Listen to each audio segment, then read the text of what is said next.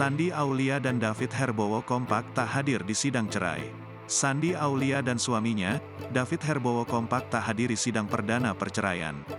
Sidang yang mengagendakan mediasi dan pemeriksaan berkas itu digelar di Pengadilan Negeri Jakarta Selatan, Rabu, tanggal 3. Dalam sidang tersebut, Shandy Aulia mewakilkan kepada tim kuasa hukumnya, Sandi Arifin. Sedangkan David Herbowo tak mengirimkan perwakilannya. Sandi Arifin menyampaikan ketidakhadiran kliennya, Sandi dalam sidang cerainya karena masih berada di luar negeri dan sudah menyerahkan proses persidangan ke tim kuasa hukum. Jika memang diminta datang untuk mediasi, kami akan diskusi lagi, sambungnya. Hingga persidangan cerai perdana berjalan, Sandi menegaskan kalau Sandi masih tetap dengan keputusannya, bercerai dari David.